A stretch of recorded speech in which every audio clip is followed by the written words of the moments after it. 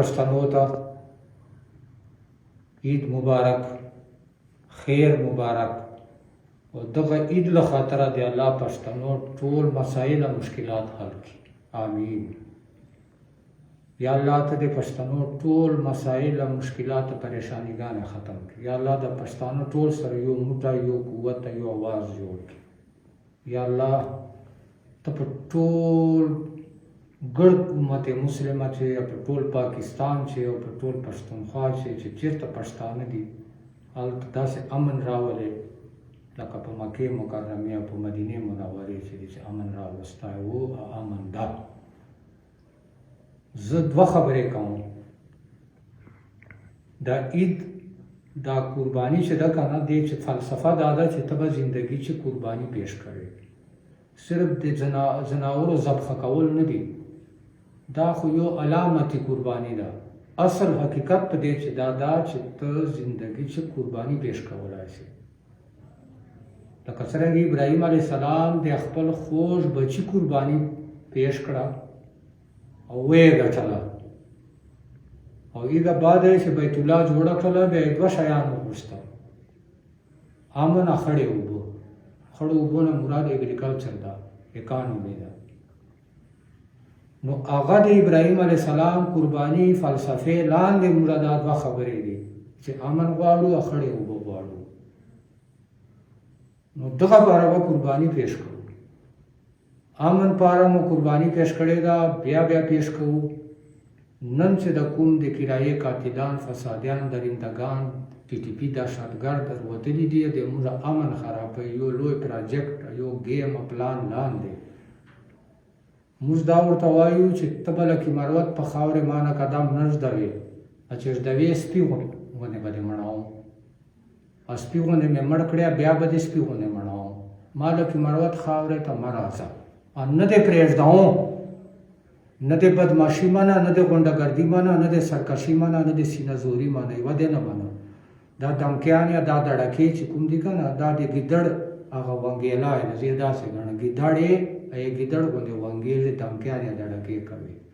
په میدان نه راغلی یا نه په میدان چېرته ته جنګ کولی شي. تا ټول عمر غلا کړې ده، خو غلا نه سر نه کولی لکې مواد په خاورې. دغسې هر پښتون ته وایم چې پسې روزو. دا د اغیارو ایجنټانه، دلالانه، غداران دي. دا د پښتون خاوره چې دو په وینو سره کړه، پښتون عزت او غیرت برباد کړ، پښتون هر څه تباه کړه. دا پښتون په خپله ځان سره کوي، ساتي یې، سهولتکار یې جوړ ده، حمایت یې کوي، وکالت یې کوي. زه دغو بې غیرتو پښتنو ته وایم چې د پنجاب چیګه پاس کوي، د فوج چیګه پاس کوي، دغسې د TTP دهشتګرد چیګه پاس کوه، بیا به ته په رښتیا سره د قومه د خاورې وفادار یې. که ته پنجاب چیګه پاس کوې، فوج چیګه پاس کوې، او د TTP دهشتګردو وکالت حمایت کوي، بیا دا ته غټ غدار یې، غټ منافق یې. ته به وایه چې دا د فوج ګیم ده، دا د پنجاب ګیم ده، زه به دا ته سره ومنم. په دا ګیم چې تا زوی، ورور د وزیره، مسعوده، داوړه، مروته، بنوڅیا، پلانکیا تا زوی ورور ده، دا به فوج پنجاب استعمالوي، بقول تا. خو ته د خپل زوی ورور منې که بس دا ګیم به ختم شي، دا پراجیکټ به ختم شي. نو دا بې غیرته پښتون چې د دای پنجاب مخالفت کوي، فوج مخالفت کوي، TTP دهشتګردو حمایت او وکالت کوي، دا غټ غداران، غټ منافقان دغه پښتانه دي، دا بې غیرته پښتانه.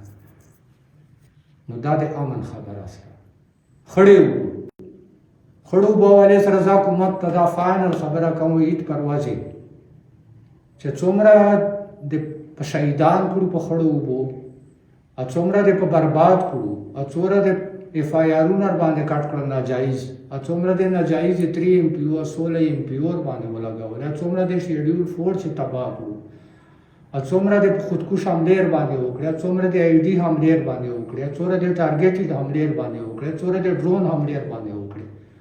خو یوه انچه دې په شا کړم، نو دغه بعد مې یوه انچه په شا کولی نه سې. ټول بچي، اولادونه، تربرونه، کلیوال ټول مروته بیټني تر باندې شهیدان کوو، خو خړې اوبه به راکوې چې ډیم درته جوړ و، انیر درته جوړ وه 40 کاله در چلولې وې بیا د هغه بعد 28 کاله بند کړې اوس مې بیا تر باندې خلاصې کړې اوس په ته ما ته له دریای کرم نه برانډې ته لار جوړوې نور مې مه جنګوه نور مې مه دردوه نور مې مه بربادوه قسم په خدای چې جنګ ته سره کوم بار بار مهلت در کوم بار بار موقع در کوم زه حکومت ته ډي سي صاحب په تور باندې وایم کمشنر صاحب په تور باندې وایم د څوره انټیلیجنس ادارې چې دي دغه ته وایم چې د ما پیغام مخته ورسوو تر وزیر اعظم تر صدر تر آرمي چیف پورې چې موږ خړه اوبه غواړو قانوني آئینی شرعي رواجي حق مو ده سیف الله برادران پکې رکاوټ دي سیف الله برادران پکې رکاوټ دي سیف الله برادران پکې رکاوټ دي کني بیا دغه جواب راکا چې مستې فائنل کار کاو سیکټری ایریګیشن خیبر پختونخوا څه نام یې ده باسط خان نو جمعې پر ورځ موږ ملاقات وسو او سنیچر پر ورځ شپې د ټرانسفر آرډر وکړو دغه ځای انکوایري تحقیقات غواړم چې ولې دا ټرانسفر شو ځکه چې دا کار کاوه دریم پر ورځ نوی سیکټري راغی بیا منګل ته سلیم سیف الله پسې راغی عابد وزیر صاحب موږ په عابد وزیر صاحب باندې شک نشته خو سلیم سیف الله منګل ته ملاقات ته ولې پسې راغی چې ملاقات یې ورسره وکړو بیا چیف سیکټري سره ولې ملاقات وکړو چیف سیکټري دې دا وضاحت درته وکړي سیکټري ایریګیشن عابد وزیر صاحب دې دا وضاحت درته وکړي حکومت پتو چې دا سیف الله برادران ما خړې اوبه ولې خرابوي کوم غواړي کوم 20 लाख کنال ځکه آباد ده وږي سلو تږي سلو بې عزته سلو تباه سلو برباد سلو بچو مستقبل مو خراب سو ځکه چې ما هم ځکه غیر آباد یې زه به تعلیم په څه شي کوم زه به علاج په څه شي کوم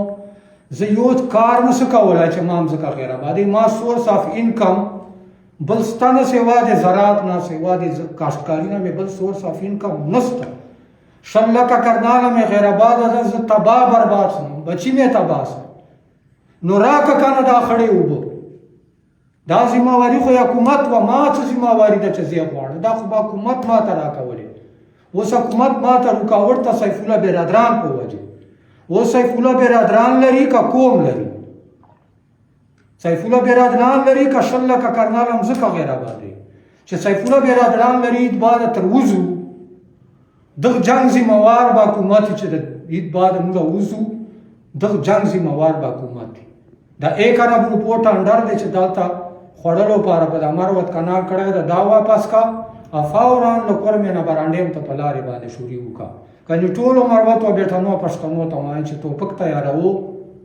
کپن تیارو روزو با په دغه خړو وبو باندې بچانو شهیدان کوو.